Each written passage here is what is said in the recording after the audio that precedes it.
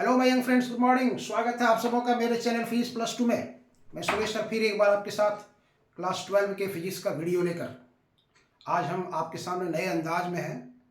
मैंने अपने आँख का ऑपरेशन कराया है, लेकिन आपको किसी प्रकार का असुविधा नहीं हो। आपका एग्जामिनेशन सामने है, 16 फरवरी जैक बोर्ड में फिजिक्स का पेपर है, इसलिए हम आपको किसी प्रकार की समस्या नहीं उत्पन्न हो, इसलिए हम इस अवस्था में भी आपके साथ वीडियो लेकर के आए हैं। तो आप शुरू से अंत तक वीडियो के साथ बने रहेंगे। और आज का जो वीडियो है वो है JCRT के द्वारा जो रेल प्रोजेक्ट के तहत एग्जामिनेशन हो रहा है, उसमें फिजिक्स पेपर 23/12/2023 को पेपर हुआ है। उसका आज हम आपके सामने उसका आंसर रख रहे हैं। और 23/12/2023 को मेरे आँख का भी ऑपरेशन है, इसलिए दोनों डेट कोइंसाइड कर रहा है। आप शुरू से अंत तक वीडियो के साथ बने रहिए। और ये याद रखिए कि JCRT के द्वारा जो 4, 5, 6 पेपर्स को दिया गया है, सब के सब इम्पॉर्टेंट है। एग्जामिनेशन के पॉइंट ऑफ व्यू को रख कर के ही बनाया गया है, इसलिए आप एक भी क्वेश्चन नहीं भूलेंगे, एक भी क्वेश्चन करना नहीं छोड़ेंगे। हर क्वेश्चन को, हर टेस्ट का, हर सब्जेक्ट का आप बना लेंगे। आइए, हमने दिया है, देखिए, JCRT रेल फिजिक्स 2023 23/12/2023 का ये क्वेश्चन है। आपका मालूम है आपको कि ये वीडियो जो है मेरा both in English and Hindi दोनों क्वेश्चन पेपर को लेकर के चल रहे हैं, ताकि दोनों मीडियम के स्टूडेंट्स को किसी प्रकार का दिक्कत नहीं हो। आप मेरे साथ बने रहिए, शुरू से अंत तक वीडियो के साथ बने रहिए। और इस अवस्था को देख करके अगर आपको अच्छा लगे कि सर हमारी सेवा में हैं इस अवस्था में भी, तो लाइक, सब्सक्राइब और शेयर करना तो आपका फ़र्ज बनता है मेरे लिए, ताकि मैं जो भी वीडियो आप बनाऊँ आपके सामने वो तुरंत पहुँच जाए। आइए देखिए, पहला क्वेश्चन सेक्शन ए। आप जानते हैं इसमें सेक्शन ए जो है ऑब्जेक्टिव क्वेश्चन रहता है। इसमें सेक्शन ए में 2 मार्क्स का 10 क्वेश्चन रहता है। ये 20 ऑब्जेक्टिव है, ये MCQ। सेक्शन ए में 2 मार्क्स का 10 क्वेश्चन है, वो 20 मार्क्स है ऑब्जेक्टिव। पहला क्वेश्चन क्या है, देखिए, protons and neutrons which are present in a nucleus are collectively called nucleons, ions, isotopes, none of this. नाभिक में उपस्थित प्रोटॉनों और न्यूट्रॉनों को सामूहिक रूप से क्या कहा जाता है? तो आप जानते हैं इंडिया में रहने वाले को इंडियंस कहते हैं, तो न्यूक्लियस में रहने वाले को न्यूक्लियंस कहते हैं। इसलिए न्यूक्लियस में प्रोटॉन्स और न्यूट्रॉन रहता है, इसलिए इसका आंसर आप ए पर आप लगा दीजिए। इसमें बिल्कुल कोई दिक्कत नहीं है, न्यूट्रॉन्स उसको हम लोग कहते हैं। दूसरा क्वेश्चन देखिए, एक परमाणु द्रव्यमान इकाई समतुल्य होता है। 1 atomic mass unit 1 AMU is equivalent to. वो किसके समतुल्य होता है वो आपको देखना है। 4 ऑप्शन दिया हुआ है, 720 mega electron volt, 540 mega electron volt, 103 mega electron volt और 931 मेगा इलेक्ट्रॉन वोल्ट। ये 4 ऑप्शन है, इसमें से कौन सा ऑप्शन सही होगा आपको चूज करना होगा। तो एक परमाणु द्रव्यमान इकाई समतुल्य है, एक परमाणु द्रव्यमान इकाई है, मतलब इसको एनर्जी में आपको कन्वर्ट करना है। Mega electron volt is the unit of energy. तो पहले आपको जानना होगा कि 1 AMU कितने किलोग्राम के बराबर होता है, वो आप जानते हैं। इसको 1 AMU जो है वो 1.66 इंटू 10⁻⁻27 kg होता है। ये आप जानते हैं 1 AMU। आप इसका आंसर जान रहे हैं। 1 AMU that is 1.66 into 10⁻⁻27 kg। और लाइट का स्पीड, ये मास हो गया आपका, this is your mass, this is your मास। और लाइट का स्पीड जानते हैं 3 इंटू 10⁸ मीटर पर सेकेंड स्क्वायर। तो E बराबर होगा MC स्क्वायर, E बराबर MC स्क्वायर।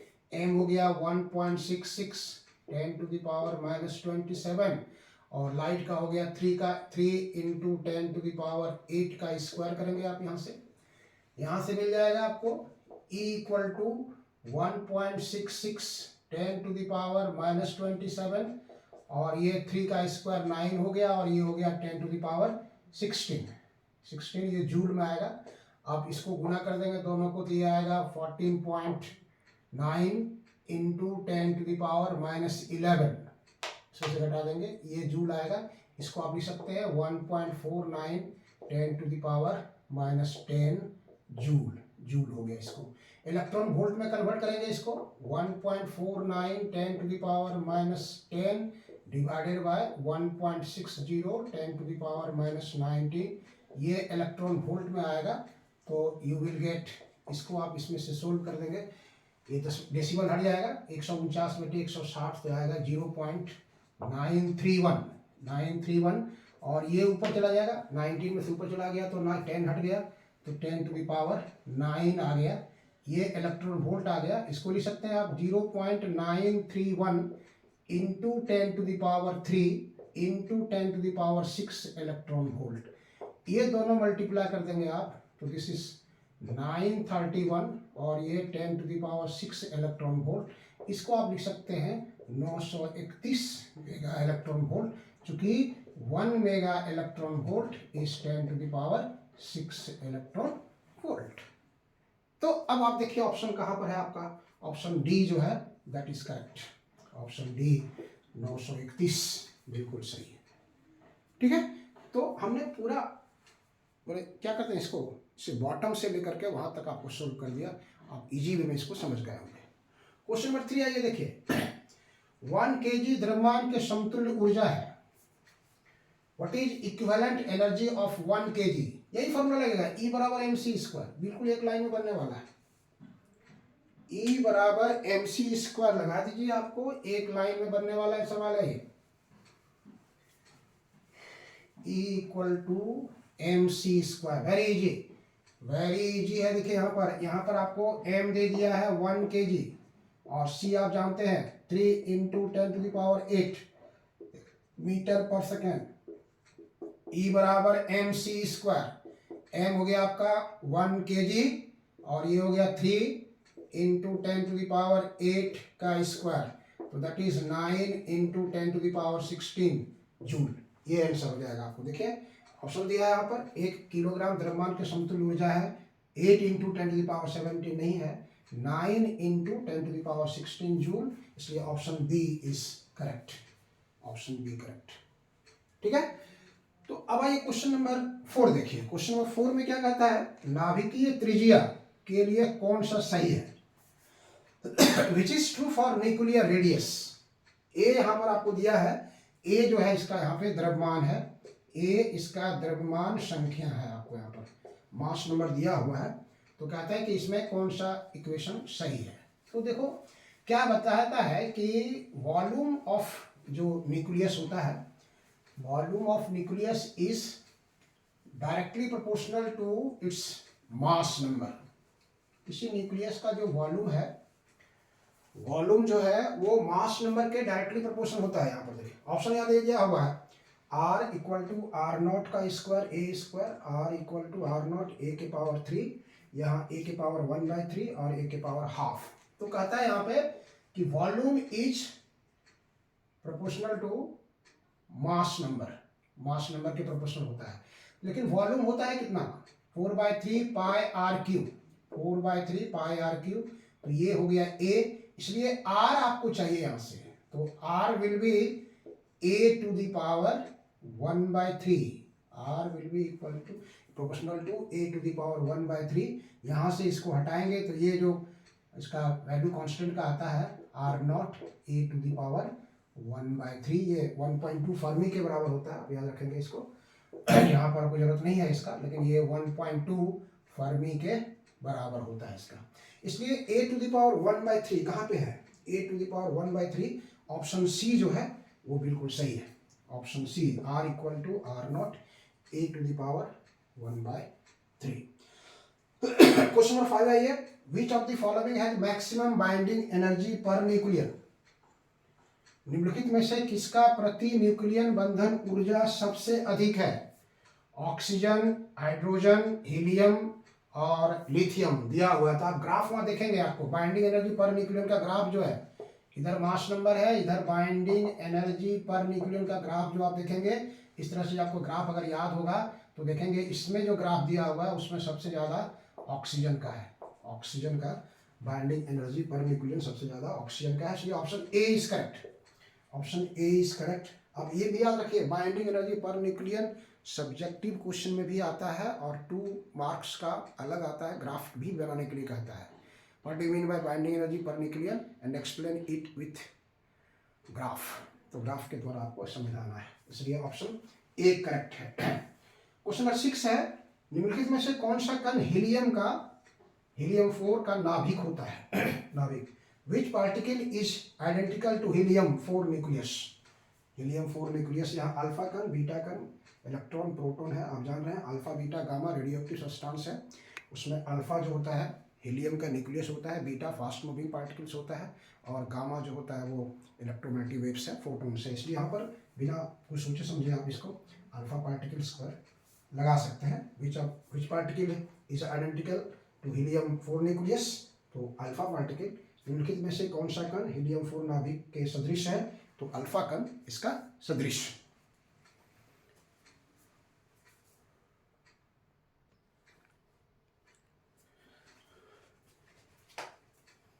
आगे बढ़ते हैं। नेक्स्ट प्रॉब्लम है question number 7। The half life of radium is 1600 years. 1600 वर्ष उसकी अर्ध आयु है। After how many years 25% of the given radium sample remains undecayed. Radium की अर्ध आयु 1600 वर्ष है। कितने वर्षों के बाद रेडियम के 25% नमूने का 25% बिना क्षय के अवशेष रहेगा? कितना वर्षों के बाद? 1800, 3200, 3600, 4000। तो इसका एक फॉर्मूला आता था, आप पढ़े होंगे इसको, कि जो नमूना बच रहा है वो है 25%। जो बच रहा है दैट इज 25%। 25% का मतलब हुआ 25/100। आइए देखें यहां से, n इक्वल टू n0 अगर है उसका 25%।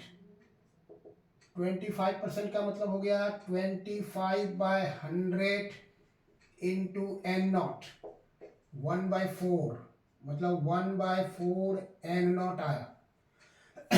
n/n0 is 1/4। 1/4 को आप लिख सकते हैं 1/2 का स्क्वायर। लेकिन डीके का जो फॉर्मूला होता है आप जानते हैं, n/n0 equal to 1/2 to the power x।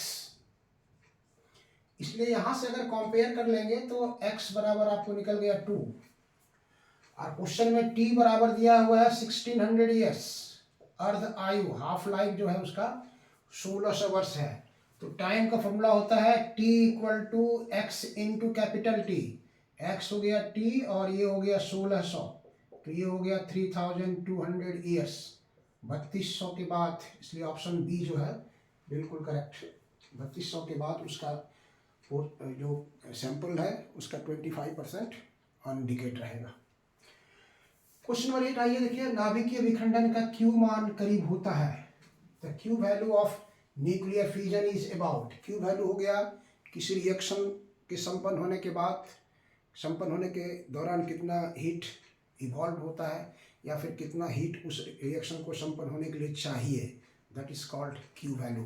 तो न्यूक्लियर फ्यूजन, नाभिकीय विखंडन, आप जानते हैं यूरेनियम का जो न्यूक्लियस का विखंडन होता है, एक यूरेनियम के एटम के विखंडन में लगभग 200 मेगा इलेक्ट्रॉन वोल्ट की एनर्जी ये आपका वहाँ से रिलीज होता है। इसलिए Q value is about 200 mega electron volt. किस प्रक्रिया में दो हल्के नाभिक संलयित होकर अपेक्षाकृत एक भारी नाभिक बनाता है? In which process two light nuclei combines to form a single heavier nucleus? Nuclear fusion नाभिकीय विखंडन, न्यूक्लियर डीके नाभिकीय क्षय, रेडियो एक्टिविटी सक्रियता, न्यूक्लियर फ्यूजन नाभिकीय संलयन। तो संलयन फ्यूजन, फ्यूज करना, फ्यूजन विखंडित होना। तो ये ऑप्शन डी जो है वो आपको बिल्कुल करेक्ट है, न्यूक्लियर फ्यूजन होगा इसको। क्वेश्चन नंबर 10 आइए, निम्नलिखित में से कौन C12 का एक रेडियो एक्टिव समस्थानिक है? Which of the following is a radioactive isotopes of C12? Carbon 12 का जो रेडियो एक्टिव आइसोटोप्स है, जिसका कि कार्बन डेटिंग वगैरह का हम लोग जो ओल्ड एजेस का पता लगाते हैं, दैट इज कॉल्ड C14। इसलिए वो ऑप्शन सी जो है वो बिल्कुल करेक्ट है, C14। तो ये क्वेश्चन जो था आपका ग्रुप ए का था। ग्रुप ए में 10 क्वेश्चंस ऑब्जेक्टिव था, हर क्वेश्चन का 2 मार्क्स अलॉटेड था, इसलिए 10 × 2 20 मार्क्स का ये क्वेश्चन हम लोग देखें। अब आते हैं क्वेश्चन बी और सी जो सब्जेक्टिव है, 2 मार्क्स का, फिर 3 मार्क्स का और 5 मार्क्स का, उसकी चर्चा हम लोग करते हैं।